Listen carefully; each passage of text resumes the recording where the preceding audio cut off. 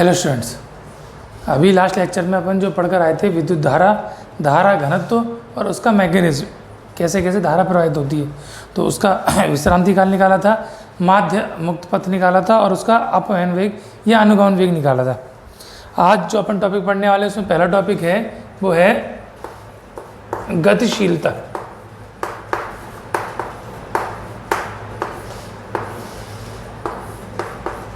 ये गतिशीलता होती क्या है समझेंगे। तो हमने पढ़ा था कि कोई भी चालक है, जब उसके सिरों के मध्य कोई विद्युत विभवांतर हम आरोपित करते हैं, उसके सिरों के मध्य कोई विद्युत विभवांतर आरोपित करते हैं, एक सिरा प्लस पोटेंशियल पर एक माइनस पर, तो सारे के सारे इलेक्ट्रॉन इसमें गति करना प्रारंभ कर देते हैं और जिस वेग से गति करना प्रारंभ करते हैं वह उसका कहलाता है अनुगमन वेग या अपवहन वेग। ये इन दोनों के बीच जो विभवांतर है वो v है, लेकिन एक सिरा धनात्मक और एक सिरा ऋणात्मक होने का मतलब क्या है कि यहाँ पर एक विद्युत क्षेत्र उत्पन्न हो जाएगा जिसकी दिशा कैसे होती है, धन सिरे से ऋण सिरे की हो। तो एक विद्युत क्षेत्र E उत्पन्न हो गया। अभी गतिशीलता क्या होती है कि ये इलेक्ट्रॉन जो अपवहन वेग से गति कर रहे हैं वो प्रति एकांक विद्युत क्षेत्र में उनका जो अनुगमन वेग है, क्या चीज़ है, किसी भी चालक के अंदर उपस्थित प्रति एकांक विद्युत क्षेत्र की तीव्रता में इलेक्ट्रॉनों के अनुगमन वेग को उसकी गतिशीलता कहते हैं। तो गतिशीलता क्या है, तो गतिशीलता है अनुगमन वेग है, अनुगमन वेग या अपवहन वेग है। कहाँ पर है, एकांक विद्युत क्षेत्र में। तो प्रति एकांक विद्युत क्षेत्र में इलेक्ट्रॉनों के अनुगमन वेग को उसकी विद्युत गतिशीलता कहते हैं। ये म्यू से दर्शाते हैं, इसका जो सिंबल है वो म्यू, जो आपने अपवर्तनांक के लिए पढ़ा है किरण प्रकाश की में, रे ऑप्टिक्स में। अपवहन वेग Vd और विद्युत क्षेत्र की तीव्रता E। तो ये क्या हो जाता है इसका सूत्र, म्यू बराबर Vd अपॉन E, म्यू बराबर Vd अपॉन E। मात्रक क्या होगा, ऊपर मात्रक है तो मीटर प्रति सेकंड, नीचे मात्रक क्या है, विद्युत क्षेत्र का वोल्ट प्रति मीटर। मीटर ऊपर पहुंच जाएगा तो टोटल मात्रक क्या हो जाएगा इसका, metre square upon volt second. तो इसका मात्रक मीटर स्क्वायर प्रति वोल्ट सेकंड तथा विमा, अगर हम इसकी विमा निकालना चाहें तो विमा क्या हो जाएगी इसकी, ऊपर मीटर स्क्वायर है तो एल स्क्वायर, नीचे वोल्ट सेकंड है, वोल्ट वी और डब्ल्यू अपॉन क्यू। वोल्ट की विमा हमने निकाली थी W अपॉन क्यू, यानी m1 L square T minus 2 upon T1 A1। ये ऊपर पहुंच जाता है तो m1 L2 T minus 3 A minus 1। ठीक है, इनटू में सेकंड है तो वोल्ट इनटू सेकंड, तो सेकंड का क्या हो जाएगा, ये तो m1 L स्क्वायर, अभी यहीं लगा देते हैं। तो ये है m1 L square T minus 3 A minus 1 into second, यानी समय का विमा कितनी होगी T1। तो एल स्क्वायर से तो एल स्क्वायर घट गया, टी की घात -3, टी की घात +3, तो -2 रह जाएगी। अब इनको ऊपर ले जाएंगे तो m तो हो जाएगा माइनस का, m-1, टी -3 और 1, ये बचा -2, ऊपर जाएगा तो +2, और a सॉरी a ऊपर जाएगा तो a की घात कितनी हो जाएगी 1। तो मात्रक है मीटर स्क्वायर प्रति वोल्ट सेकंड और इसकी जो विमा है वो है m-1 L स्क्वायर A1। ठीक, तो ये गतिशीलता एक टर्म था, इसके बारे में हमने पढ़ा। तो एक हमने पढ़ा है अनुगमन वेग या अपवहन वेग और एक इसकी गतिशीलता। अब इसमें कुछ छोटे छोटे 2-3 डेरिवेशन है, उन डेरिवेशंस के ऊपर अपन चर्चा कर लेते हैं। तो पहला जो डेरिवेशन हम करने वाले हैं वो विद्युत धारा और अपवहन वेग में संबंध। विद्युत धारा तथा अपवहन वेग में संबंध, इन दोनों के मध्य क्या रिलेशन होता है, विद्युत धारा का और अपवहन वेग का। विद्युत धारा मतलब I और अपवहन वेग यानी Vd, इनके बीच में क्या रिलेशन है, उस रिलेशन को अपने को सिद्ध करना है, डिस्क्राइब करना है। तो क्या करेंगे, तो हम एक किसी चालक तार के बारे में विचार करते हैं। एक चालक तार लिया, इस चालक तर्क की जो लंबाई है वो हमने मान ली L है, और इसके अनुप्रस्थ काट का क्षेत्रफल हमने मान लिया A है। एक तार हमने मान लिया, नाम भी दिया था उसको, ये P है और ये Q है। तार की लंबाई स्मॉल l और उसके अनुप्रस्थ काट का क्षेत्रफल कैपिटल A है। अब इसके अंदर जो इलेक्ट्रॉन हैं मुक्त अवस्था में पहुँचे हैं, इसके अंदर उपस्थित हैं, उनकी संख्या, तो संख्या के लिए हम यहाँ पर विचार करते हैं, उस शब्द का नाम है संख्या घनत्व। तो संख्या घनत्व किसका? इलेक्ट्रॉन का। इसको हम क्या कह सकते हैं? संख्या घनत्व का मतलब है एकांक आयतन में उपस्थित मुक्त इलेक्ट्रॉन। तो एकांक आयतन में कितने इलेक्ट्रॉन मुक्त अवस्था में उपस्थित है उनकी संख्या, ये हमने मान ली n है। तो एक चालक तार जिसकी लंबाई l, तार हमने p क्यू लिया, लंबाई l, अनुप्रस्थ काट का क्षेत्रफल a, और इसके एकांक आयतन में उपस्थित मुक्त इलेक्ट्रॉनों की संख्या कितनी है? n है। ये जब हम जैसी विभवांतर उत्पन्न करते हैं, एक सिरा हमने धनात्मक किया और एक सिरा इसका ऋणात्मक किया, तो ये इलेक्ट्रॉन गति करना प्रारंभ कर देते हैं। और कहाँ से कहाँ गति करते हैं? ये ऋण सिरे से धन सिरे की ओर, मतलब निम्न विभव से उच्च विभव की ओर ये इलेक्ट्रॉन गति करते हैं। और जिस वेग से गति प्रारंभ करते हैं वह उसका जो औसत ऊष्मीय वेग है, औसत उस वेग को क्या कहते हैं? अनुगमन वेग। तो माना एक चालक तार पी क्यू जिसकी लंबाई l, उसके अनुप्रस्थ काट का क्षेत्रफल a है, इसमें उपस्थित एकांक आयतन में इलेक्ट्रॉनों की संख्या n, यानी संख्या घनत्व n है, और इन इलेक्ट्रॉनों का अनुगमन वेग vd है। हमको धारा का संबंध vd के साथ ज्ञात करना है, सीधी सी बात है। तो धारा के बारे में हम पढ़ चुके हैं, सूत्र क्या होता है? विद्युत धारा I बराबर Q/T। तो हमको Q पता करना है और T का गणना करनी है। तो हम Q में T का भाग दे देंगे तो हमको धारा मिल जाएगी। तो हमको Q निकालना है, तो विचार कीजिए। तो Q के बारे में हमने पहले चैप्टर में पढ़ा है। तो Q बराबर क्या होता है? N × E। N यानी उनकी कुल संख्या और E है एक इलेक्ट्रॉन का। अब इतनी सी काम करना है। इसमें हमको एकांक आयतन में उपस्थित मुक्त इलेक्ट्रॉनों की संख्या दी है। अब विचार करेंगे तो ध्यान से समझना। 1 सेकंड में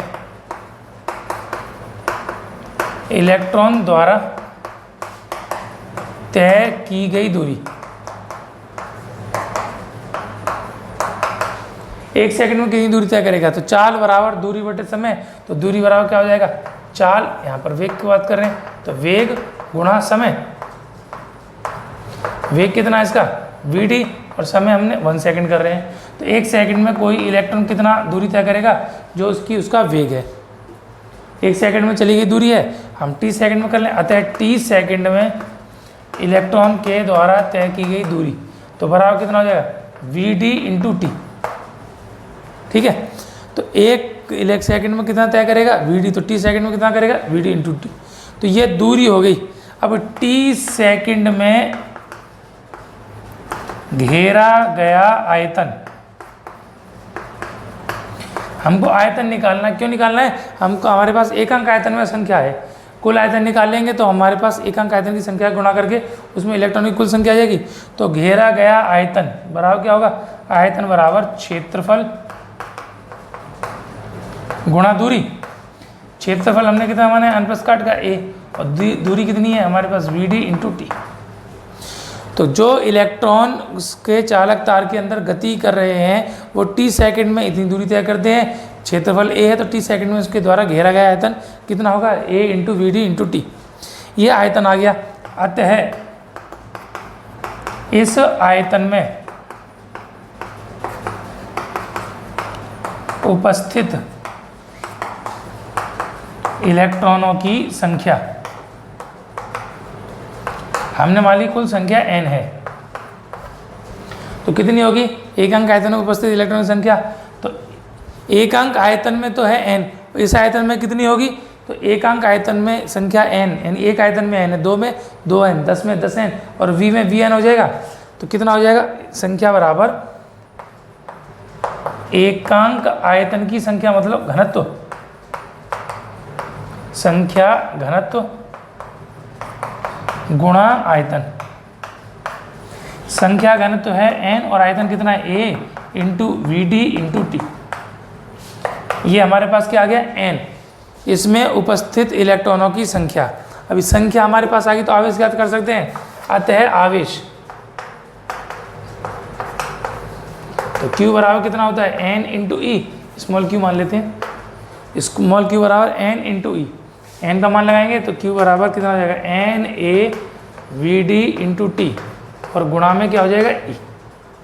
ठीक, ये Q मिल गया। धारा निकालनी है तो अतः धारा I बराबर क्या सूत्र होता है Q बटे टी, Q का मान ये लगा दिया n a V D T into E, और भाग किसका करना है t का, t से t कट गया तो I का मान कितना हो जाएगा n e a V D. यह विद्युत धारा और अनुगमन वेग Vd के मध्य संबंध का व्यंजक है। n एकांक आयतन में संख्या, E उसमें इलेक्ट्रॉन का आवेश, एक इलेक्ट्रॉन का आवेश, और A है उसके अनुप्रस्थ काट का क्षेत्रफल। तो this is the relation between I and Vd। किसी भी चालक तार में बहने वाली विद्युत धारा I और उसमें इलेक्ट्रॉनों के अनुगमन वेग या अपवहन वेग Vd, उनके मध्य संबंध का ये व्यंजक हो गया। बात समझ में आ गई? तो ये इंपॉर्टेंट पोर्शन है, कई बार पूछा गया है 2 नंबर का क्वेश्चन, तो ये निकालना था। बड़ा सरल सा काम है। हमको क्या चाहिए Q चाहिए, Q के लिए हमको क्या चाहिए n चाहिए, तो हम पहले n निकालेंगे। n कैसे निकालेंगे, एक अंक आयतन में हमारे पास n है तो उसके लिए हमको आयतन निकालना पड़ेगा, तो हमको निकालना है आयतन। आयतन बराबर होता है क्षेत्रफल गुणा दूरी। तो क्षेत्रफल तो हमारे पास है, दूरी ज्ञात करेंगे। दूरी कैसे ज्ञात करेंगे, तो t सेकंड में चलेगी दूरी, तो 4 गुणा समय, t सेकंड की दूरी, दूरी का क्षेत्रफल में गुणा किया तो आयतन, आयतन में संख्या घनत्व का गुणा किया तो ये हमारे पास कुल संख्या, संख्या में आवेश का गुणा किया तो कुल आवेश, और धारा का मान निकाला तो आवेश के प्रवाह की दर। ठीक, तो ये हो गया विद्युत धारा तथा अनुगमन वेग में संबंध और इस संबंध का व्यंजक। चलिए नेक्स्ट टॉपिक अपन देखते हैं, एक डेरिवेशन और। ये धारा का संबंध निकाला था हमने, अब हम संबंध निकालेंगे विद्युत विभवांतर का। धारा के अलावा अब हमको संबंध निकालना है विद्युत विभवांतर का। कैसे निकालेंगे तो ध्यान करेंगे, दोबारा ऐसे ही डायग्राम हम बना रहे हैं। अभी टॉपिक का नाम डाल देता हूं, विद्युत धारा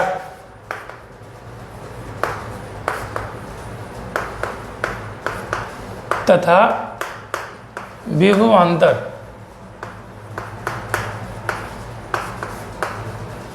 में संबंध। विद्युत धारा और विद्युत विभवांतर के मध्य क्या संबंध है, उस संबंध के बारे में हम विचार कर रहे हैं। धारा विभवांतर नहीं, धारा का तो हम निकाल ही चुके, अब अनुगमन वेग का निकालेंगे। सॉरी, यहाँ पर संबंध हमको जो निकालना है वो अपवहन वेग के साथ निकालना है। अपवहन वेग तथा विद्युत विभवांतर में संबंध। धारा विभवांतर का संबंध तो ओम का नियम होता है। यहाँ पर अपवहन वेग का विभवांतर के साथ संबंध निकालते हैं तो हम एक बेलनाकार चालक तार के बारे में विचार करते हैं। डायग्राम ऐसा का वैसे ही, ये हमने मान लिया PQ है, इसकी तार की लंबाई L,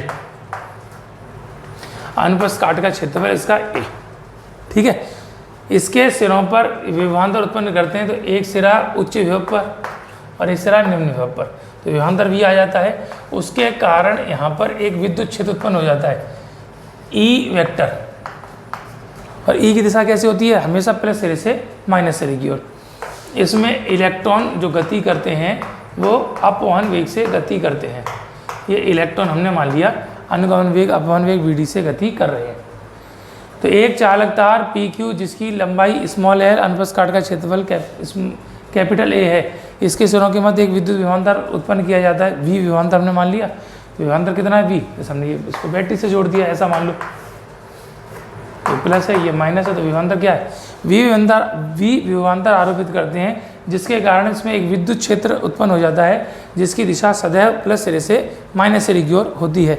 विद्युत क्षेत्र की तीव्रता का परिमाण हमने मान लिया E है। संबंध हमको ज्ञात कर रहा है, तो ध्यान से देखेंगे थोड़ा सा इसमें काम। जैसे ही विद्युत विभवांतर उत्पन्न किया, यानी विद्युत क्षेत्र उत्पन्न किया, तो प्रत्येक इलेक्ट्रॉन एक विद्युत बल का अनुभव करेगा। तो इलेक्ट्रॉन पर लगने वाला बल, इलेक्ट्रॉन पर आरोपित बल,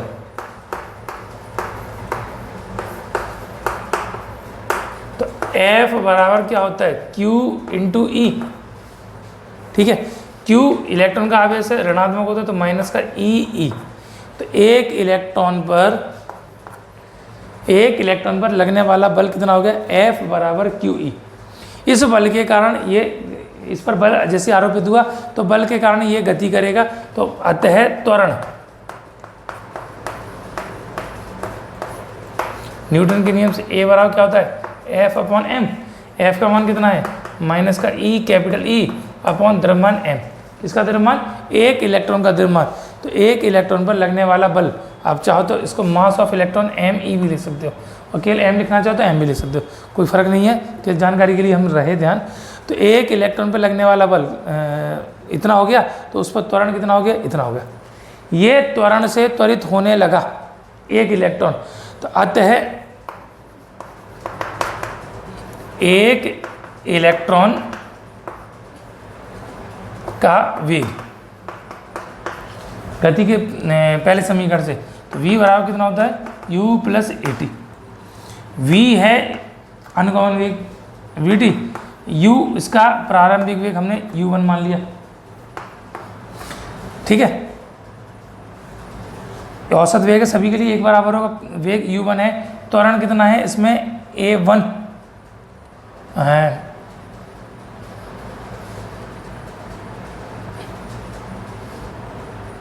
ऐसा करके कर सकते हैं। चलिए ठीक ठीक ठीक, v1 निकाल लेते हैं सभी के लिए, जो वेग आएगा औसत वेग को अनुगमन वेग कहते हैं।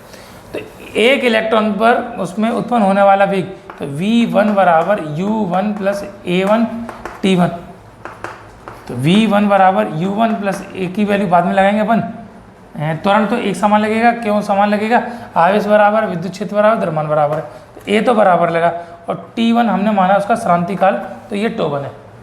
तो किसी एक इलेक्ट्रॉन पर जो वेग उत्पन्न हो जाएगा इस बल के कारण, तो इतना हो गया। इसी प्रकार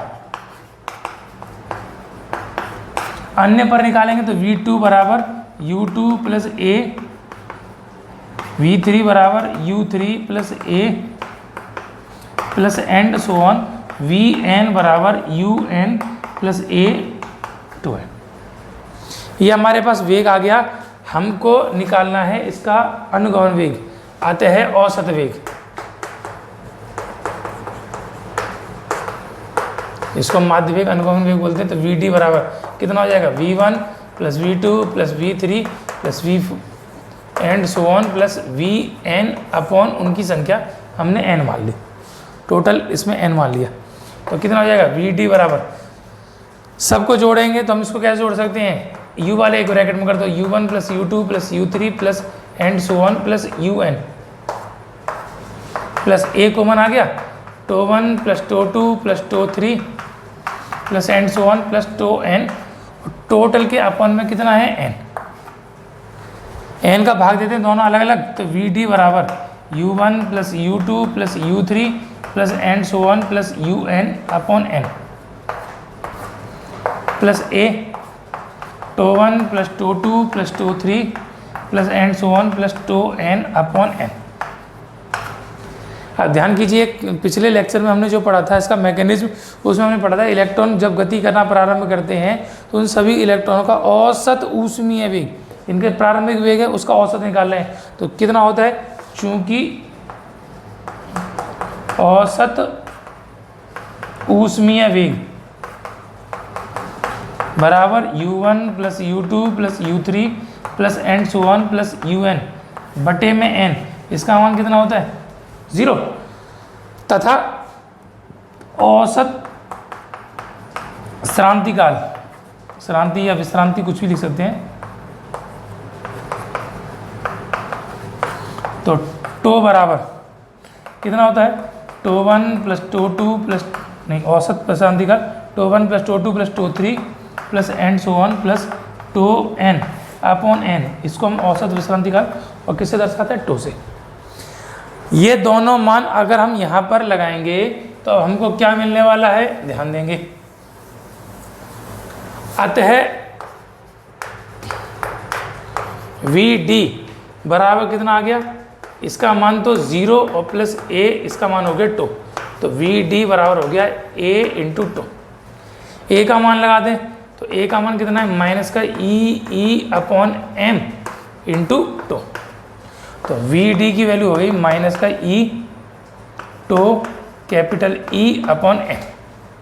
ठीक, संबंध हमको ज्ञात करना है विभवांतर के साथ, यानी वी डी का रिलेशन किसके साथ, वी के साथ। ये विभवांतर वी है, ये विद्युत क्षेत्र ई है, ई हमको नहीं लाना है, हम जानते हैं।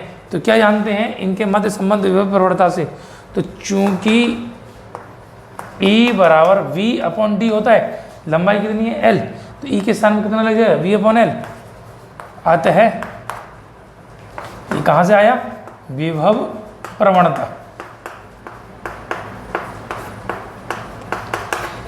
आता है कितना हो जाएगा, वी डी बराबर माइनस का ई टो अपॉन एम, और इसका मान कितना हो जाएगा, वी अपॉन एल। तो V D is equal to minus का ई टो वी अपॉन एम एल। ये हमको संबंध निकालना था किस किस के बीच, वी डी और वी के मध्य। तो यह विद्युत विभवांतर और अनुगमन वेग के मध्य संबंध, इस संबंध का व्यंजक है। ठीक है, तो एक तो अनुगमन वेग का हमने धारा के साथ संबंध निकाला था, एक अनुगमन वेग का वी डी के साथ उसका विभवांतर के साथ संबंध निकाला था। ये तो दो हमारी डेरिवेशन मिले इनके रिलेशन को प्रदर्शित करने वाले। ठीक है, चलिए, थैंक यू।